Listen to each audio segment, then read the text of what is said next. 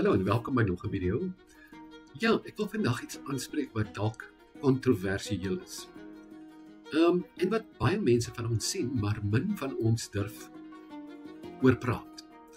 In elk geval, wat ek raak sien is, in baie van ons Suid-Afrikaanse gemeenskappe, veral in kleiner dorpies, sien mense die vreemde soort vriendelikheid. Dit is nie heeltemal eg nie. Dit is nie warm nie.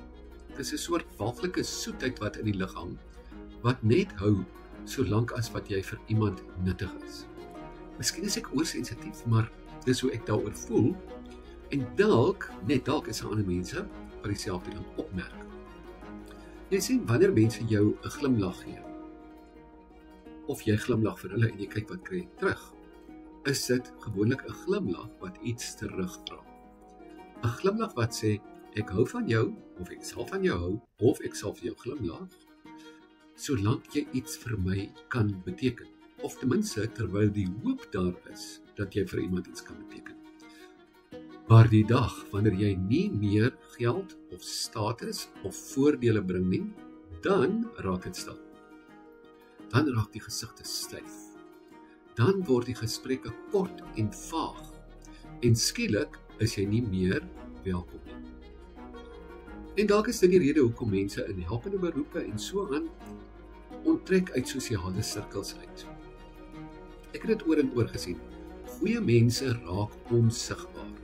Kunstenaars, musikante, tensy die kunstenaar natuurlik sosiale status of roem kan bevorder vir iemand anders.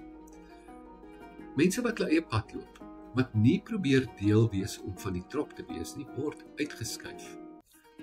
Want kyk, die trop het allerminst sy eie drama en onderstrominge. Dis asof daar 'n onsigbare reël is.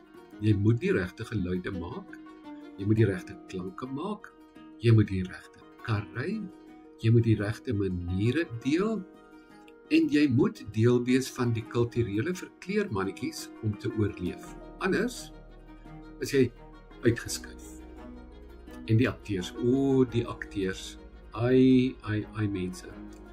Ons het mense wat toneel speel soos Oscar-wenners.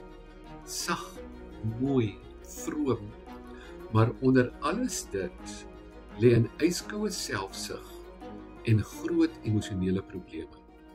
Hulle het die kuns vervolmaak om mense te gebruik, goed te laat voel, te glimlag, vir jou te bid, te sê broer of suster, en jou die oomblik soos 'n warm patat laat val, wanneer jy nie meer vir hulle 'n voordeel is, of wanneer armoede by die voordeur instap.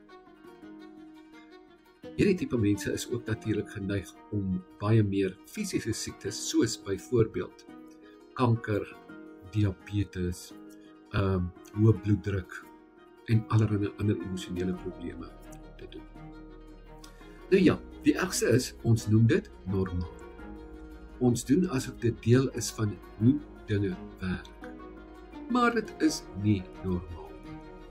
Dit is nie eerlik nie. Wat nie eerlik is nie normaal nie, tensy ons dit normaliseer, in welke geval ons gemeenskappe besig is om siek te raak. Dis nie vriendelikheid nie. En ek dink dit is tyd dat ons dit begin raak sien vir wat dit is.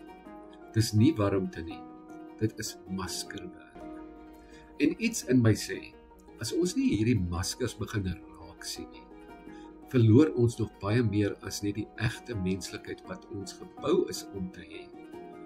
Ons verloor ons hele kultuur en alles waarop ons geloof gebou is, en for that matter, ons waardes.